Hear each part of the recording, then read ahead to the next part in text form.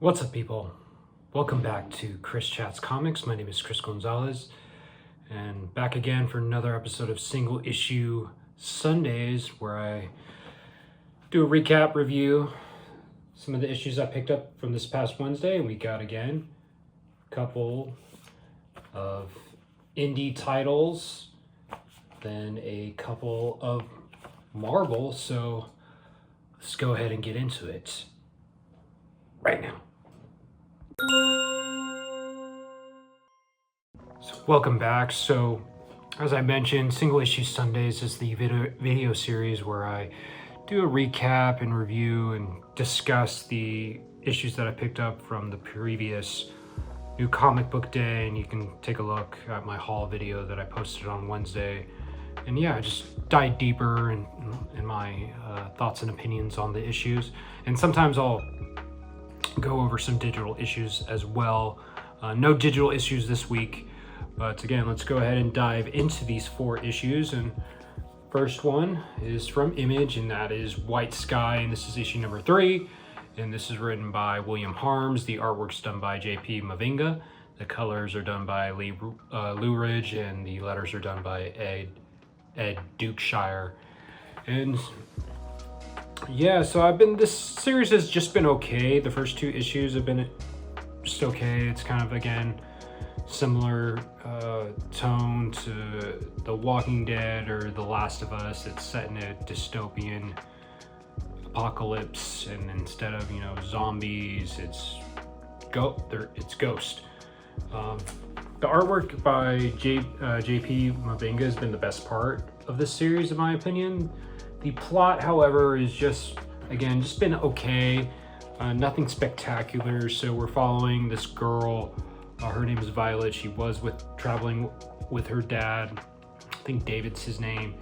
And they get ambushed, and David gets kidnapped, while now it's focusing on Violet, and she's looking for her father, and she comes across this medium named, Walter. I believe his name is Walter. Walter or Warren? I believe it's Walter. And they're not only trying to evade these ghosts, but they're also trying to evade these marauders, who I believe are cannibals as well. So yeah, so Violet, she's just watching after Warren, because Warren, when she found him, I believe it's Warren, or it's Walter. It's Walter. My mistake. Warren's a different character in the story, but so she comes across Walter because he uses his abilities to communicate with her, and he can sense when ghosts are approaching. So they start to become friends, get to know each other, and then it jumps back to David, the father, and he is caged up, and this guy that he's next to, he tells him, if you don't work, that they'll beat your ass, essentially, and use you as bait for ghosts. And they're located in Pleasanton, and this guy's telling David that yes, they're going to be working in the salt flats, because salt is a very valuable commodity in this world.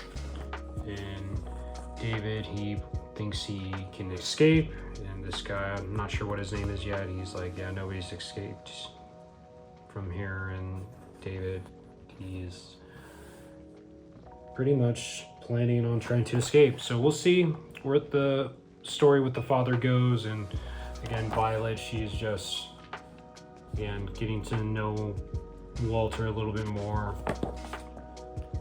And yeah, we get more insights about different variety of ghosts, and I thought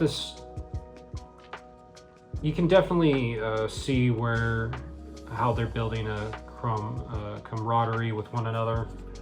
So Walter, he tells Violet that he used to have this friend who had similar abilities, but she died of cancer. And yeah, so they're heading to San Francisco.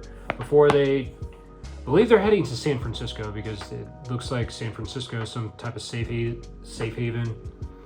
And I did enjoy this quieter moment. And Lewis, he's the head dude of the Marauders and the Cannibals, and these are a couple of their underlings. And this guy, I guess, he got infected with some type of disease that from the ghosts, I'm assuming. And they call it the rot, and it's taking over his body. And they're just having a philosophical discussion about right and wrong, and if they chose the right path. And this guy, he knows he's about to die, so he asked his friend Earl, and the dude who's dying, his name is Warren. So he asked Earl, like, hey, like, just take me out. So I thought that was a pretty emotional and heavy scene, even though we barely knew those characters. So again, Walter and Violet, they continue on their journey, and they need to get supplies, and then they'll go after Violet's dad. And in order to evade the Marauders, they're going to go through this dangerous route. And this guy, his name is Earl. Again, he was with the other dude who died. He's part of Lewis's group, and he's going to go after Walter and Violet by himself. So that's essentially what's it. Again, Walter, he's like a medium, and I do not understand the epilogue, so if you did, let me know. I'm not sure if this little boy, is he a ghost? I'm not sure, but yeah, that was White Sky. I just thought it was okay. The artwork is really good by JP Mavinga. The story by William Harms is just okay. It's nothing spectacular. So I'm gonna stick through this, at least through the first arc, and we'll see how I'm feeling after that. So that was White Sky. That was issue number 3. And now we go to a title from Mad Cave, and this is Eternal Honor and Curse. This is written by Mark London. The artwork is done by Jaime Infante. The colors are done by Fran Gamboa, and the letters are done by Carlos and Mangual. And this is a really fun series. It's just about this 600-year-old shinobi or a ninja who made a deal with a demon called or Tengu, and this Tengu, grants him extraordinary powers, but it also, it's a demon, so it could be evil. So since the 600 years have passed, Genshi, our protagonist, he has kept the Tengu at bay, like he created a prison cell in his mind, and now someone is targeting Genji and his allies. So Genji, he looks into it. So I thought the action scenes were done really well. Genji and his shinobi ninja outfit's really badass, and yeah, just the action's done really well. There are some pretty gruesome kills that I appreciated, and yeah, so never really heard of this creative team, but I've been really having a good time with this. If you're into ninja stories, and definitely has an anime influence, and it really reminds me of Jujutsu Kaisen. Again, similar protagonists where they have to make a deal with a demon essentially, and they have a complicated relationship. So yeah, I just thought this was really fun. So the Genshi, he comes across, he defeats these mercenaries easily, but then he comes across, look at the artwork. Artwork is really dope. Really badass designs, and that is the Tengu. He's trying to convince Genji to, succumb to him, let him take over. So Genji, he disposes of the mercenaries, but then he comes across a cyborg named Sidorov,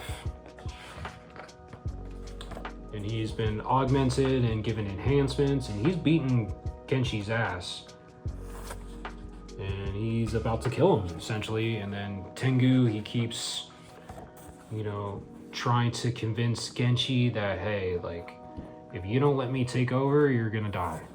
And initially, Genshi, he is resistant, but again, Sidorov is choking him to death. And then Genshi, he just eventually lets go and lets the Tengu take control. And I thought this sequence, it's pretty cool.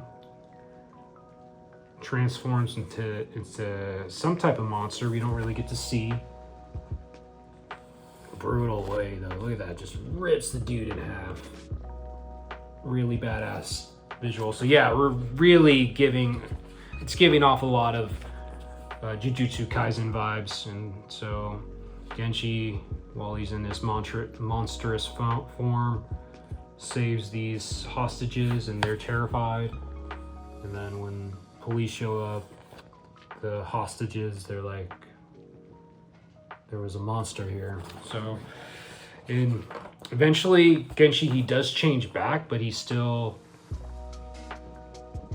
now has like these feathers on his arms. So I guess the more he lets the Tengu take over, the more he becomes or turns into a monster. So thought this was really fun. So we've learned that Siberov, or whatever his name, the Sidorov's, he was hired by somebody to take out Kenshi. So who's Sidorov's employer? We'll have to find out, and that's where this story is going. So it's only going to be 12 issues, but the second issue, really fun. And again, if you're into anime, ninja action, and with some mystical elements, you'll definitely dig Eternal Honor and Curse. And that was issue number 2. And now we go on to Marvel. And the first Marvel title that I picked up is The Punisher, and this is issue number 3. And this is written by Benjamin Percy. The pencils are done by Jose Luis Suarez, and the inks are done by Oren Hunier and Jonas Trindade. And the colors are done by Frank Darmada, and the letters are done by Corey Pettit.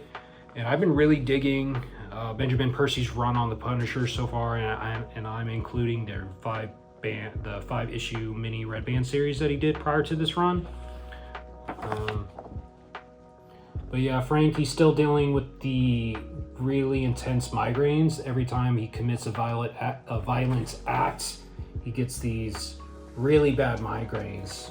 And he's just recovering for when Kingpin had this brain chip installed, and you know, they took the chip out, but Frankie's still having the migraines. And this is just a really, like, it opens like in a pretty dark sequence, because Frank and Micro, they went to this hospital to meet this neurosurgeon to figure out what's wrong with Frank.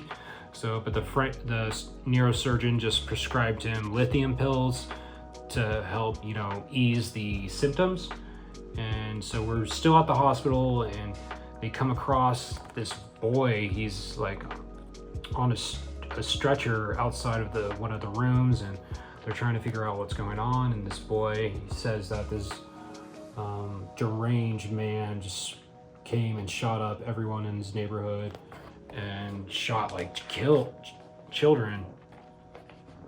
And the guy he comes back and he starts shooting everybody up in the hospital, which is not, it's the same hospital that Frank Castle's in. So Frank, he, you know, takes care of him.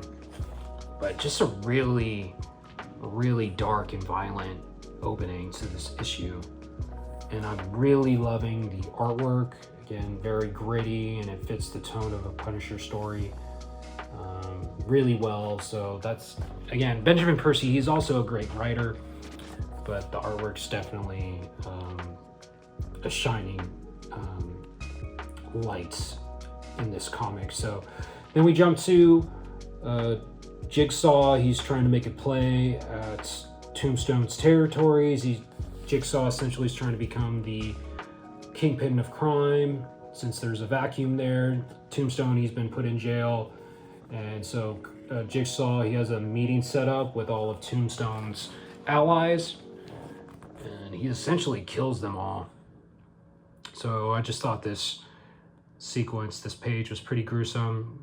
Jigsaw, he's been like putting on other people's faces, and I just thought very, very creepy.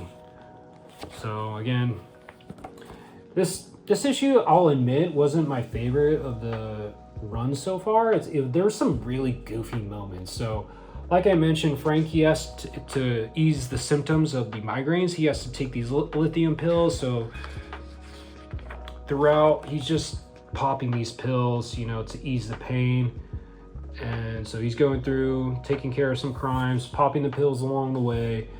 And then this part, he just puts a shitload of lithium pills on this hawk dog and just eats it. And I just thought that was really goofy, and it was kind of jarring to see how goofy it was, because, you know, the series has been really serious, and it was just, that moment just threw me off a bit. But then it came down to another quiet moment where Frankie visits the park that his family was murdered. So it's definitely an emotional moment right here, and I thought it was pretty touching. So he still, you know, has PTSD about his family getting murdered. So, and then, you know,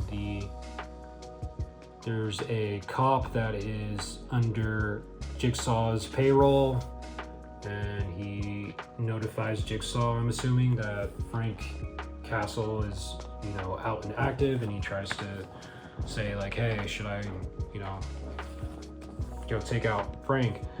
And then here's another subplot that I'm not really digging. This journalist, she wants to be a news reporter. Her name's Madeline, and she's just investigating the Punisher and his movements and what he's been doing. So I thought this was a pretty gruesome scene.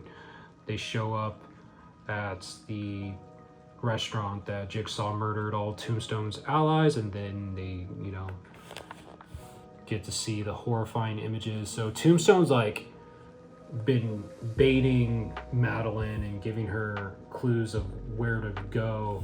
So I'm not really digging that subplot, but I'm curious to see how it plays out with Jigsaw. And then the cop who tried to get the one-up on Frank was, you know, incapacitated.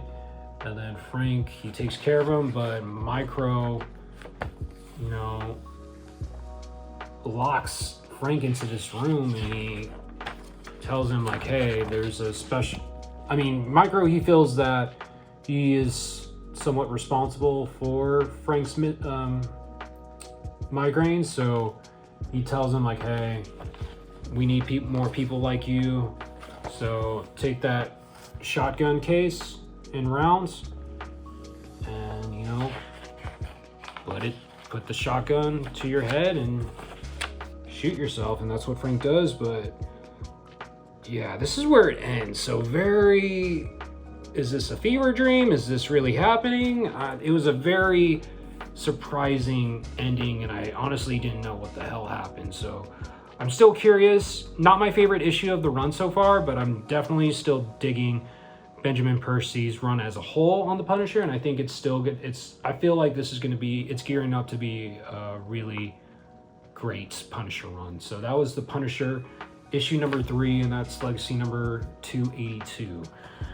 And so the last title and the last Marvel title I'm going to go over is Wolverine, and this is the Weapons of Armageddon. And this is issue number 3. This is also the penultimate issue of this 4-issue miniseries. And I got the variant cover. I got the Uncanny X-Men homage, even though I don't really care for this David Colton version of Captain America. Thought this was a cool homage to the Jim Lee cover. So yeah, this is written by Chip Zdarsky. The artwork's done by Luca Maresca. The colors are done by Jesus Aburtov, and the letters are done by Travis Lanham. And yeah, so this issue, we get more into David Colton's backstory and how he became Captain America. You know, he has this friend who is they're also under the same super soldier program. So he was injected with the serum as well. And this is not the same serum that Steve Rogers was injected in, since they don't have all the information to replicate it. So it just goes deeper into his backstory, and then we go back to the present. Last issue, Nuke, he fired off a rocket launcher in this cabin that Wolverine, David Colton, and this other mutant female, Terry O'Barnes, they were in. So Wolverine, Terry has been really mortally wounded, so she needs to go to the hospital. So they're on the run, and Nuke is, trying to take out Logan.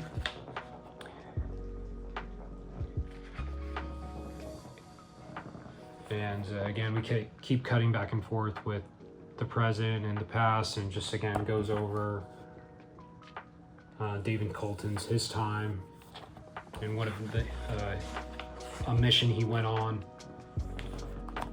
And his friend, it's revealed that his friend, because they're both trying to become the new Captain America. And this is around the Iraq War in Afghanistan.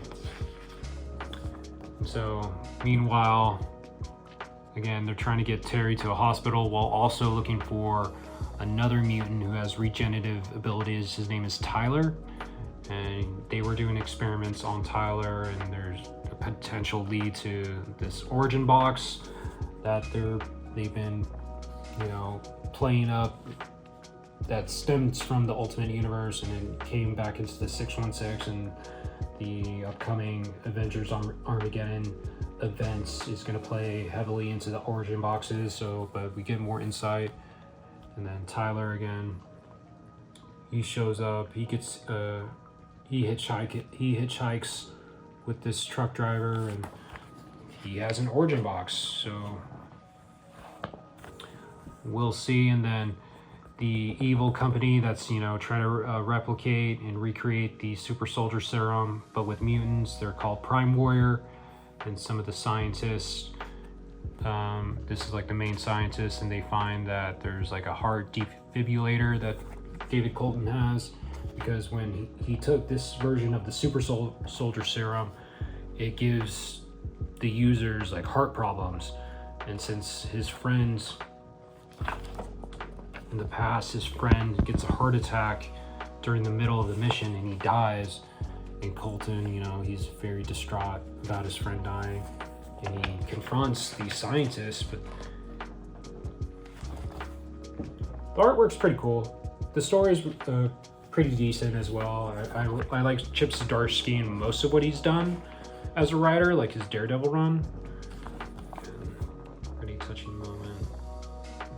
David and his former colleague and partner. So Terry, she ends up dying from her wounds. And then I thought this was pretty cool. Logan, he takes the shield from David because David doesn't want to, he has a bad heart. And then meanwhile, Tyler, he approaches Prime Warrior, and he's offering to make a proposal. He's offering them an origin box, and we'll see. So Prime Warrior, again, they're trying to recreate their own super soldiers with mutants, but again, flashes back. David, he confronts the scientist that gave him the serum, and the scientist tells him like, hey, your friend, he had a history with heart problems, so that's why he died, but you're pretty healthy. But he essentially gives David 5 to 10 years more to live due to the effects of the serum. So, and then back to the present. This guy, I'm not sure, this is not Nuke. This is a different super soldier that Prime Warrior's been experimenting on, so we don't really know his name yet. But this